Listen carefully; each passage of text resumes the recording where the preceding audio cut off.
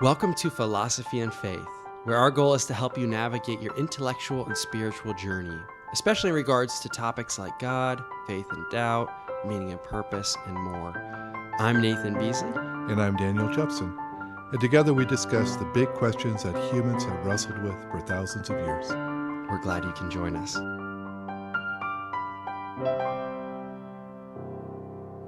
Well, good morning, Daniel. Good morning, Nathan. Really excited to get into this podcast today. Yeah, me too. I'm a little overwhelmed, though. Yeah, we've got some deep stuff to talk about today. Oh, so deep, yeah. We're continuing the discussion on knowing God and how God is distinctly and categorically different than we are as our creator and us being creation. And so just as we get into the discussion, I'm wondering if you can kind of give us a brief overview of what we talked about in the past episode by way of introducing today's topic of God and his relationship to creation and all that. Yeah, let's do it. We began talking about the knowledge of God, acknowledging that we can't really know God in his fullness, except as he reveals himself, so he can reveal true things about him. But there is a deeper sense in which I think we're far too casual in our talk of God and about knowing God, and we forget what Kierkegaard called the infinite qualitative distinction between us and God. Infinite distinction, qualitative, not quantitative distinction. We talked last episode of some of the ways that we are distinct from God or that he is distinct from us. For example, we experience things in this universe that he does not, or at least not in the same way. We experience time and space, whereas he does not. He created time and space when he created the universe. We experience limits where he is infinite. We experience change. So we change through time and through space, and he does not. Change is part of this universe, as it were, not what he is in himself. We experience the laws of physics, for example, entropy. We experience temporal sequentiality and causation.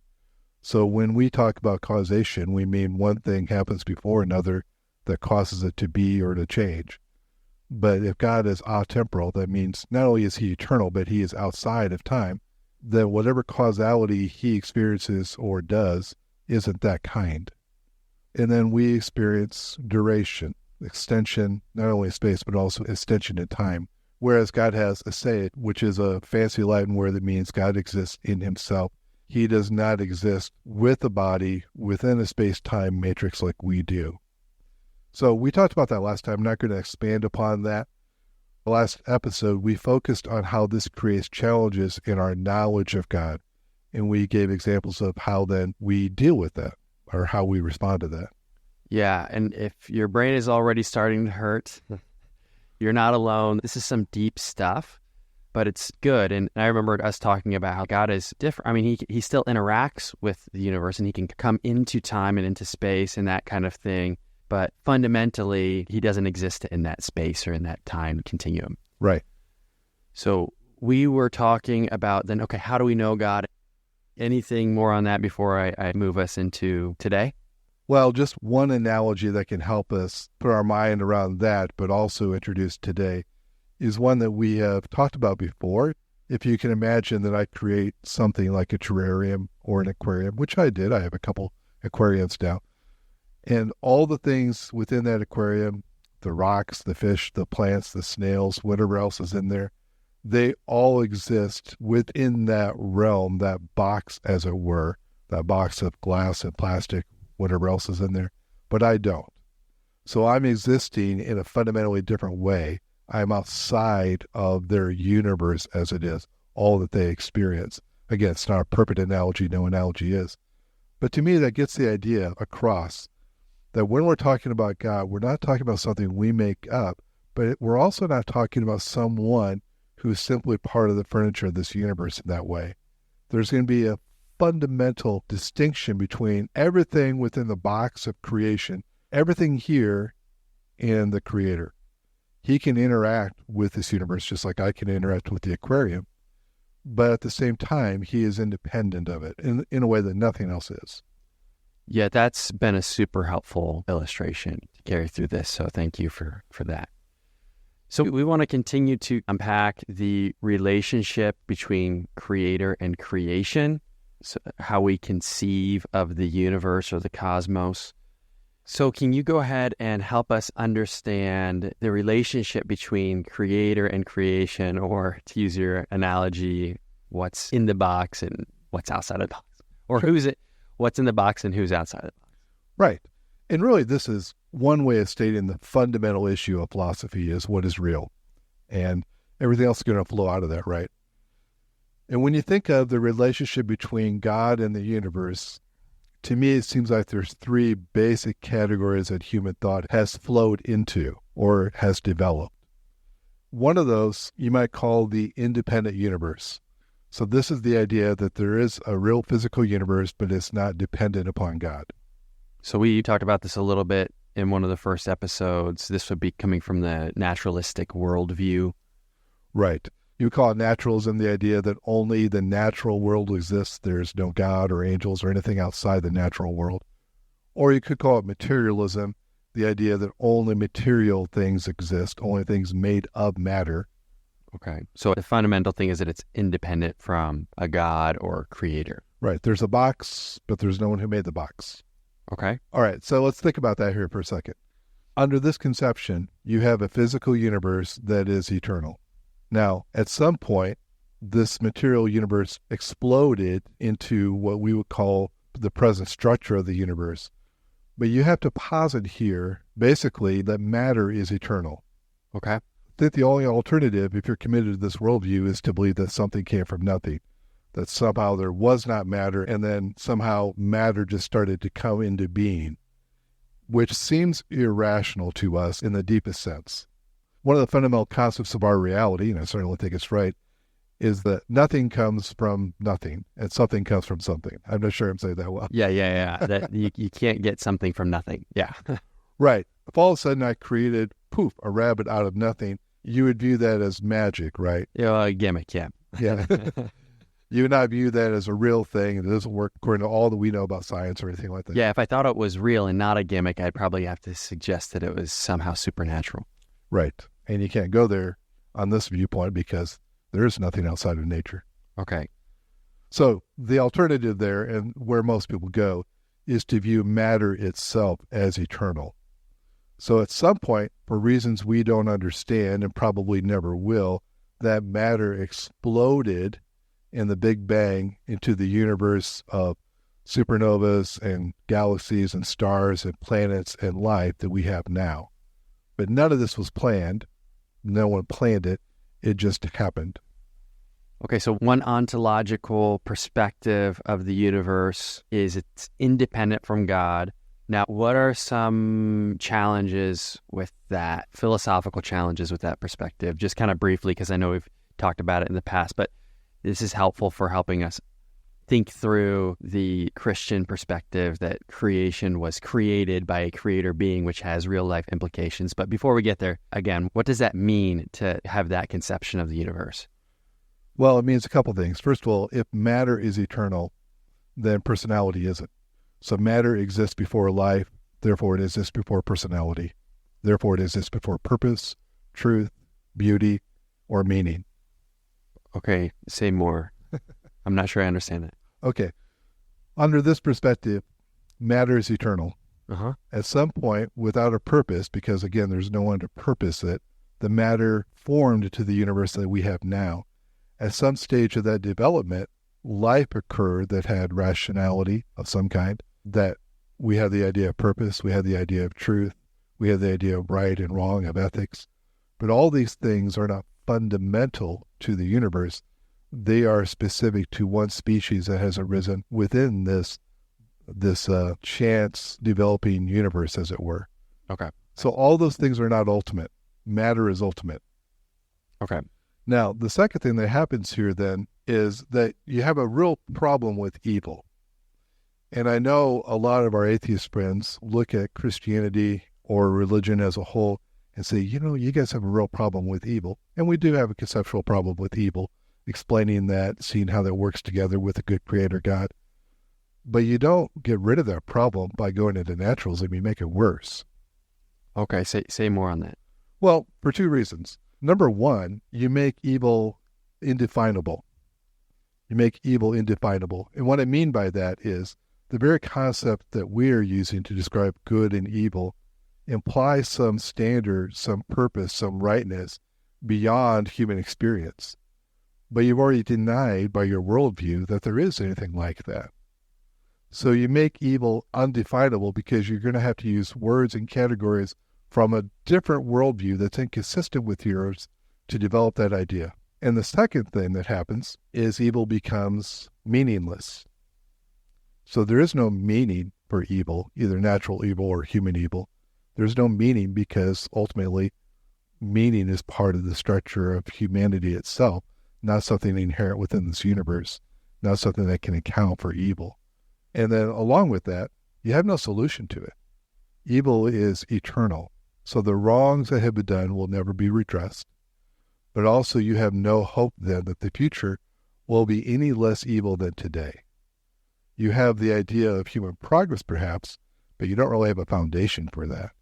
And if anything, if you look at human history, I wouldn't say we're on a progression towards less evil. That the 20th century, the most recent that we've had full experience of, would point the opposite direction. So evil is eternal. There's no one to intervene to bring justice or to bring an end to the evil.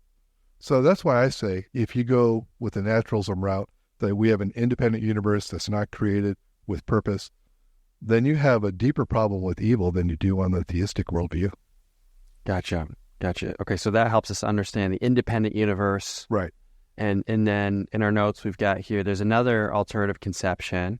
And let me just briefly interject here that if this stuff needs more unpacking, check out our previous episodes that we've done on the four worldviews and ontology, or what is real, metaphysics, whichever one we called it. But check that out because we kind of unpacked this a little bit more. But this is helpful to remember this and to bring it back into our attention as we think through creator and creation. Right. Okay, so what's the second alternative beside an independent universe? Well, this one's a little bit harder to put a label on, but I think the idea will become clear. And that is the idea that God and the universe are really the same thing in different ways of looking at the same thing or different ways of describing the same thing. I almost call this the emanating universe because that captures one major strand of thought here. So emanating means that it comes out of God naturally, not by a free choice, but simply because it overflows from him, like a fountain overflows from its source, as it were. Probably the best analogy of this, and one that's used quite a bit, is the idea of the light and the heat from the sun emanating from the sun. So you have the sun there, right? In this case, the sun would be analogous to God. Okay. And then what comes out of the sun? Light and heat. Light, heat, radiation, we call that. Yeah. Right. Energy. Yeah. Is that a purposeful act of the sun?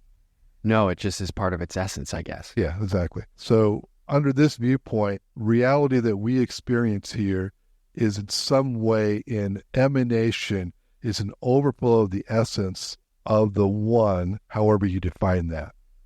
Okay, so this is kind of like reminding me of monism and Eastern thought. Yes, exactly.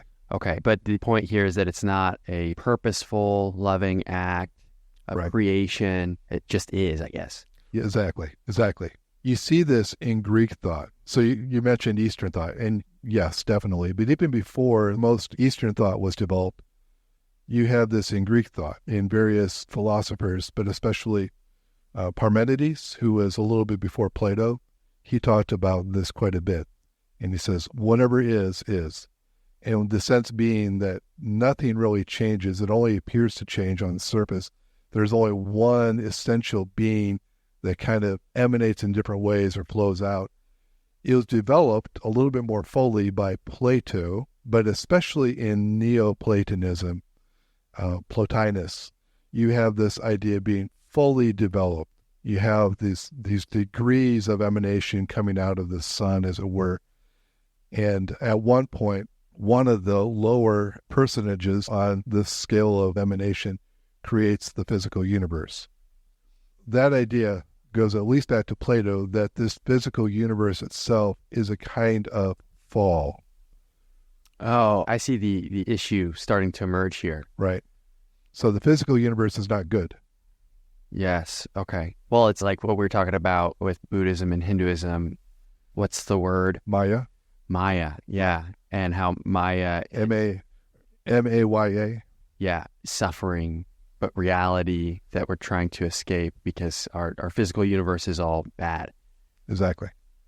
So both Eastern thought and Neoplatonism have this same dynamic, that there is a oneness, or there is a source, or there is a something beyond, and they're going to use different labels for this, usually the one or the good or something like that, the Brahman in Eastern thought. And then there's also this world of temporality and suffering and evil and good and bad and distinctions.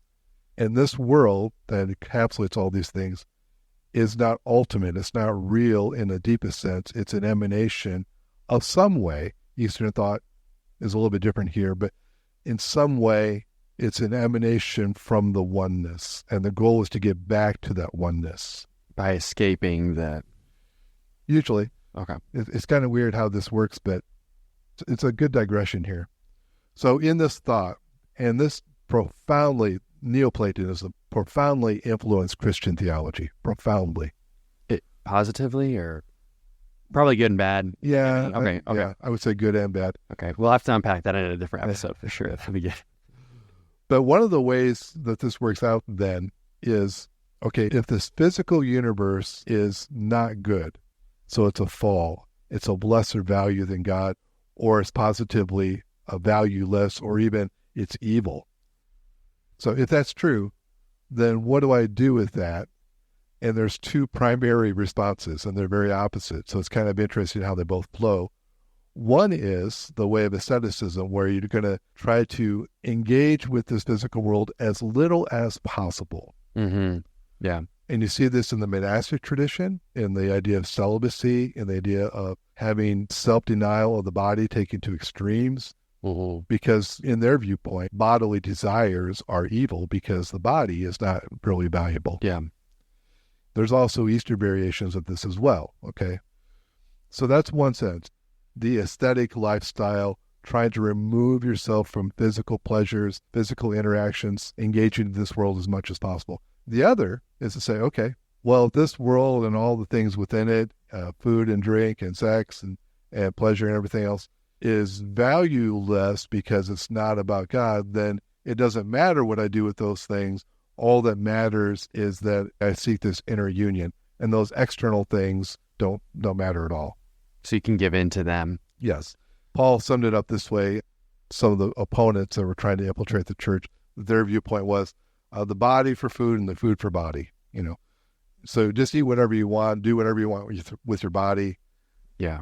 It doesn't affect, because really the most important things are the spiritual things. Exactly. Now, that idea, again, profoundly influences the Christian church, right?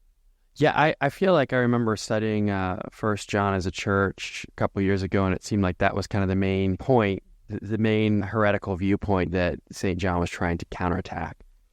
It was a proto-Gnosticism. Gnosticism is fully within this tradition. Okay. And you had proto-Gnosticism, so the first kind of forerunners of that thought already there within the community that John was addressing. And yeah, he was hitting that hard. So the relationship between us as people and creation and how we live and what we do with our bodies and eat and drink and sex and all this stuff, it's been a challenging question for Christians to interact with. Yes. So, okay, so yeah, this is super interesting. So part of this second conception of the universe, the emanating universe, has influenced Christian thought, but it is not Christian thought. It is not. Okay. It is not. Can I bring us to kind of the... Yeah, let's do it. Okay, so we got that independent universe, which would be the naturalistic or materialistic perspective that no God, different challenges of that. Then we got the emanating universe, oneness between God and the universe. Creation is not good and not intentional and purposeful. And then we have this conception of the universe that you have labeled the dependent universe. Right. And again, I just came up with these labels. I'm not sure that they're the best ones or not. But they get across the points that you're trying to say. There are different ways that we can view the universe, and especially God's relationship to the universe, or if there's God or not, that kind of thing. So it's helpful. Yeah, and the ways that we do matter. They change us. Yes, yeah.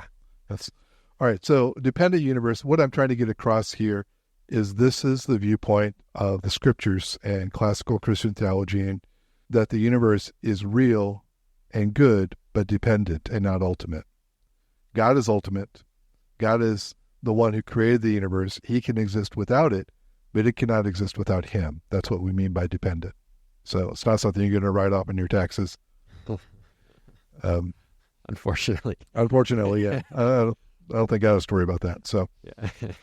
now, the way this developed is when Christian thinkers began thinking through this, and they began understanding passages like Genesis 1:1 and all that means, or Psalm 90, verse 2, before the mountains were formed, or you gave birth to the world and the universe, from everlasting to everlasting, you are God.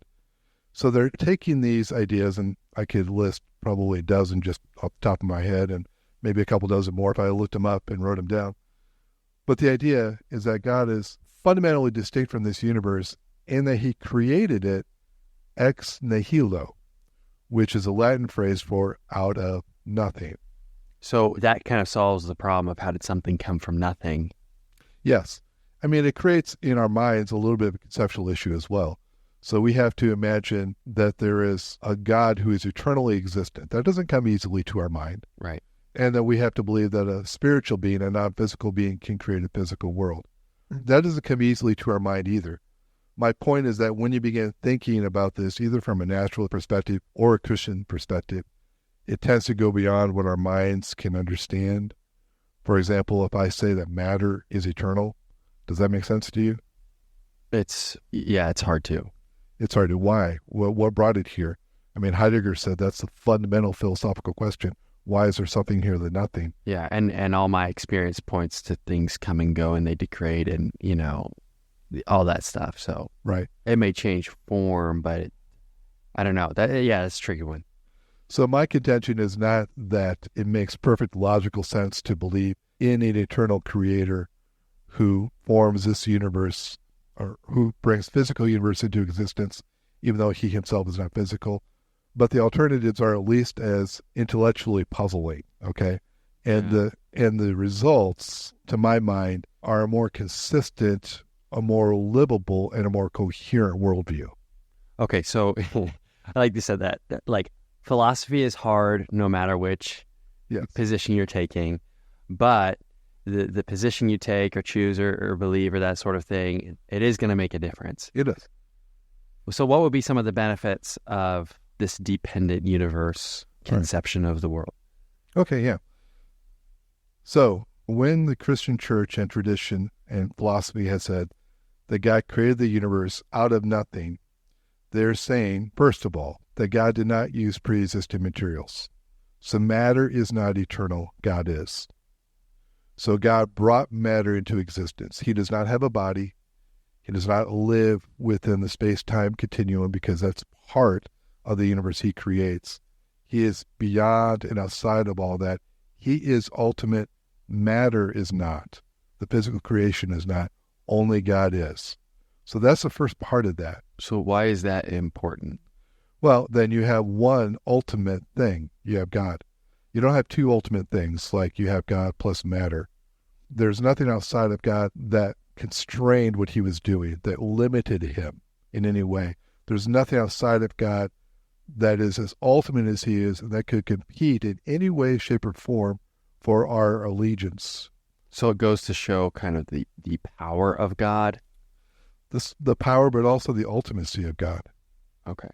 So under this conception, non-living matter is not ultimate. A living being is ultimate. A living being with purpose, will, intentionality. And that's a very fundamentally different understanding of what reality is about. Yeah, that's good. And the second thing that they're saying when they say creation is out of nothing is they're also saying that God makes things out of nothing, not out of God. So this is speaking against the emanation idea that was very prevalent within Neoplatonism and Gnosticism, that God creates this physical universe pretty much out of himself. That's an expression of who he is.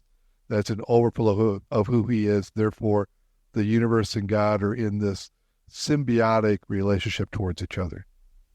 So are you saying that God didn't create creation out of an overflow of who he is? So it's not out of God in the sense that it's not created out of his essence, but out of his will. And that's very different. So think of the sun analogy. So the sun cannot not radiate. Exactly. And The sun cannot not do what it does. yeah. But God, when he creates the universe, has a choice in it. It's a purposeful act. Okay, so that means God has a purpose for creation, which means that we can find purpose in God's purpose. Exactly. We can find purpose in God's purpose. It also means, again, that this world is seen as valuable and good, but not ultimate. Under the monistic viewpoint, under that emanating universe kind of worldview, you have this problem of, well, all things are God, and yet what's really God about them is not this physical manifestation of that person, but rather this inward, untouchable part of them that will eventually go back to God and be dissolved in him like a drop of rain into the ocean. So when you have that understanding, then you tend to devalue the physical expressions of that within time and space. So it sounds like you're doing humans and animals a favor by saying that they're God, but when you really begin to delve into what that means, then you see that you're elevating a certain part of them, but you're devaluating the part of them that's locked into this space-time matrix that is perceived as less than God. So it kind of devalues all kind of material things. It tends to. Yeah. It tends to. Now, I'm not explaining that very well, but the idea of Judaism and Christianity and Islam is fundamentally distinct, not only from naturalism or atheism, but also from Eastern thought in its entirety, in its very fundamental conception of what reality is. All religions are not teaching the same thing. They have very different understandings of the most basic parts of how we interpret the world. Yeah, that brings a lot of clarity to that. Yeah, so let's delve into this, some of the implications of this a little bit now, and this will be something that I think can help us understand why it's important that we grasp this. First, there is a fall within this viewpoint, at least under Christianity, right? But that fall is not ontological or metaphysical, the fact that we are made of matter. The fall is moral. And that's a very fundamental difference. Yeah, unpack that a little bit. Well, under, say, Neoplatonism, there is a fall, but the fall was when whatever being, the demiurge, as Plato called it, or some other being, created the physical universe. The physical universe itself, this world of temporality and matter and change, is what's wrong. It's the fall. But under the Christian worldview, that's not true.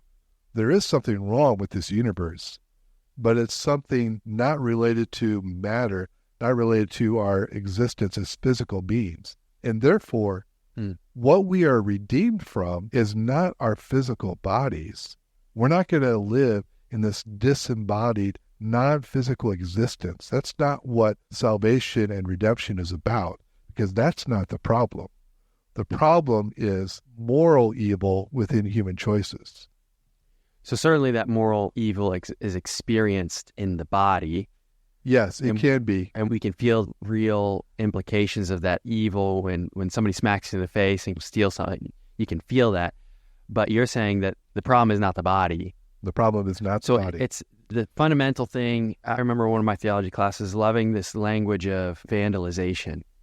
Vandalization? Yes, like the brokenness that we experience is like vandalized art. Okay. Because the art is innately valuable and good. Vandalization shouldn't have happened. Right. And so it's a difference between the innate value of the thing. So the fall is not our most fundamental, foundational reality. Exactly. Our reality is good creation, people made in the image of God with purpose that God has set in place. The brokenness when we chose life apart from God vandalized that and is the part that needs redemption. Exactly. Yeah, that's a very good analogy. It's a beautiful stained glass window that's been broken. Yeah. But it could be restored from outside of itself. Yeah. Can't restore itself. That's at least part of the analogy from a Christian perspective, but it has the potential of being restored by someone else. Yeah, the solution isn't just to get rid of the whole thing because, it was never any good to begin with. Right. No. Yeah. Our body is not the problem. We are going to have a body, physical body in the new heaven and earth. Okay. Yeah. That is a good thing.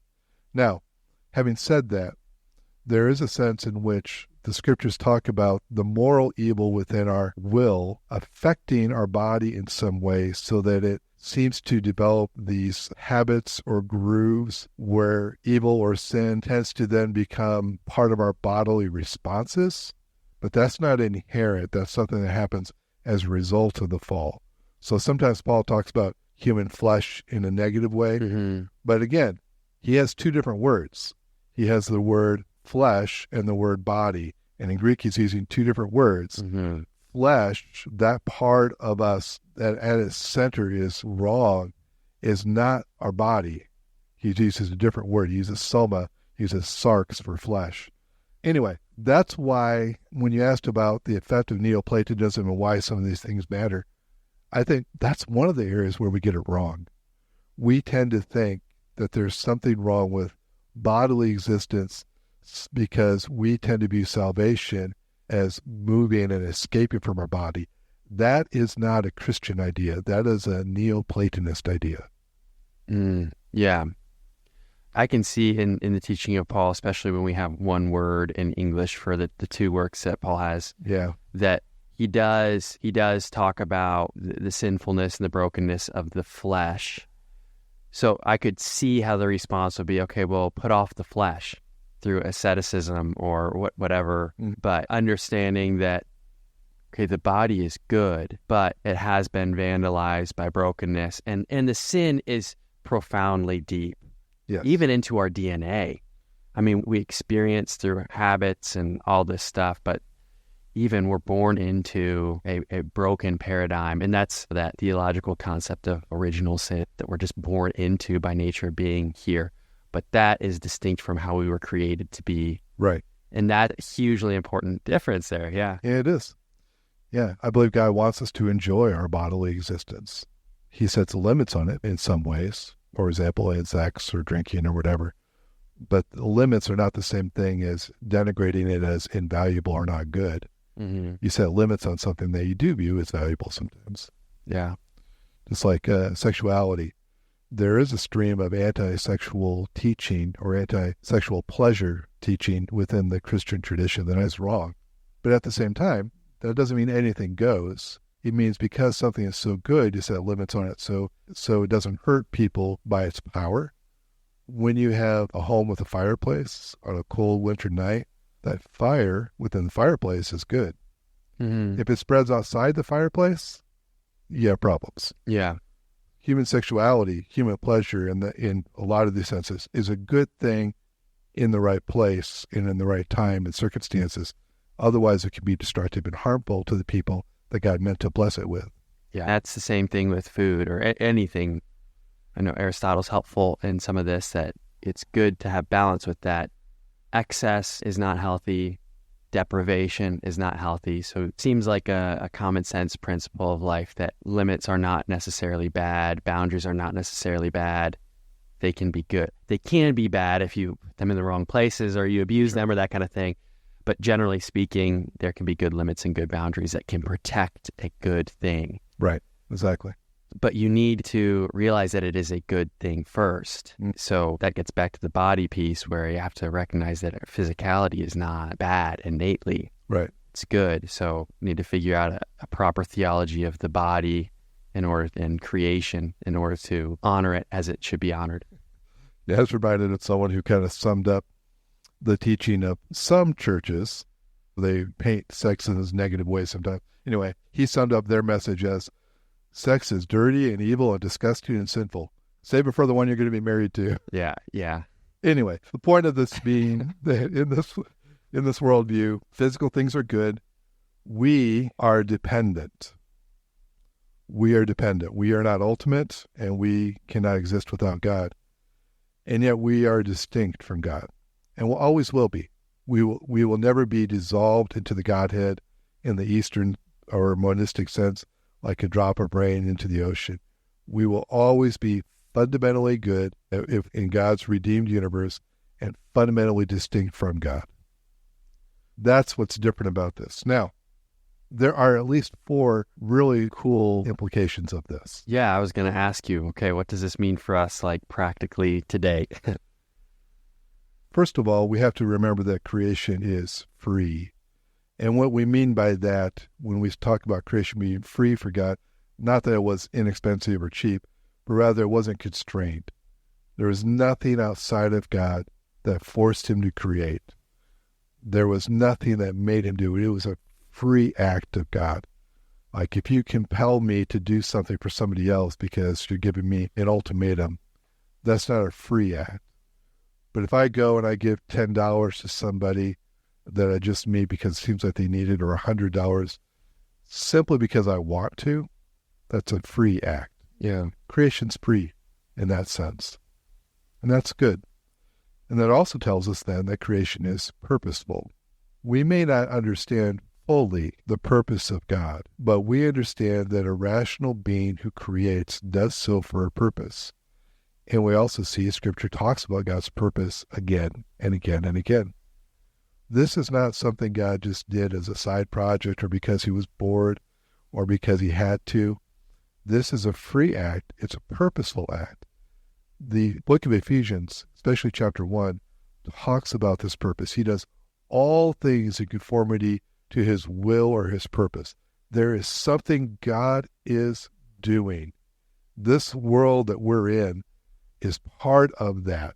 We're in the middle of it. We may not see it. We're in the aquarium. We may not see why the aquarium maker created the aquarium.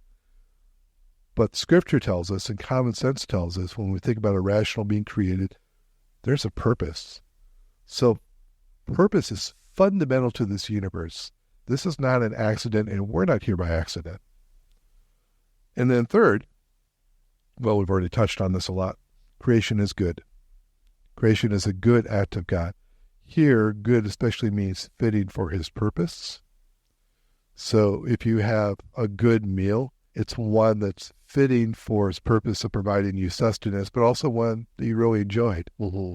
If you have a good car, it's not good in the sense of moral rightness or wrongness necessarily. The idea being that it gets you from point A to point B reliably and in a way that's relatively enjoyable compared to modes of transportation, perhaps. Mm-hmm. So that idea of bringing pleasure to God, but also being fit for his purpose, is what we mean by good here. And that also, by the way, allows the category of evil to be real, but not ultimate. Evil is working against God's purposes. Basically, that's at its heart. We'll develop that some other time. And then finally, creation is an act of love. Creation is an act of love. It wasn't something God had to do. There was nothing that God needed that creation was going to fulfill. I need a meal. So it's good in that sense because I have a bodily need. I need certain things to keep my existence. I need the affection of certain people, at least in my life. I have all kinds of needs. God doesn't. There is nothing outside of God that he needs to exist or for his pleasure. The creation of this world did not meet a need in God in that sense like we experience need. We're told in Scripture that God is love. John 17 says, before God created the universe, there was this inner Trinitarian love between the members of the Trinity. Love is more foundational than the world itself, than creation itself. We're told in Ephesians that he chose us before the creation of the world, and that part of this, Ephesians chapter 1, is out of love. So what's ultimate is God. And the ultimate thing that we know about God, that we base our understanding of our life about, the ultimate thing that we know about God that changes how we interpret this universe and our own life is that God is love. That love existed before creation even began. If I am a believer, for me at least, the fundamental facts about me are this, that I am a dependent creature made by someone else for his own purposes, and his purpose is love. It is for my good. And if I really believe that, it changes everything. So that's what I think we can know about God by thinking a little bit more deeply about his free creation of this universe. Yeah, that's amazing. I love how in this time you've brought us through the way that conceiving of God and his relationship to creation or the universe without God really has certain implications. But this idea that we are dependent and we are created and God is creator, it's more than just, oh, God is outside of space and God is out of time and God is out of temporal causality, but that no, this shows us something, it reveals something about God's character, that he is a God who is full of purpose, and that purpose is love. And so as those created by him, our purpose is good, our purpose is love, and that helps us live into being who we were created to be. Yeah, exactly. Well, anything else you want to say on that before we conclude? Just want to emphasize again how different this viewpoint is than the idea that we are simply here because matter itself somehow formed us. In that view, there is no definition of evil. It's undefinable. It's eternal. There is no purpose, no meaning in life except what I choose to give it, but it's not inherent. It's also, again, different than Neoplatonism or Eastern thought. This physical universe is not evil or wrong or an illusion. It is real and it is good, but it's not ultimate. What's ultimate is God. What helps me when I think through all this is interpreting my life then around that idea that God is ultimate, I'm not. That is the truth. And what's right for me then is to more and more live my life in light of that truth, a right response to reality. And that's certainly not there, but that helps me get there more and more. That's a good word. Well, thank you so much. My pleasure. See you. See ya. Thanks so much for listening. If you like what you hear, click follow or subscribe depending on your platform. Check the notification bell so you're up to date with new episodes and leave us a review. Until next time.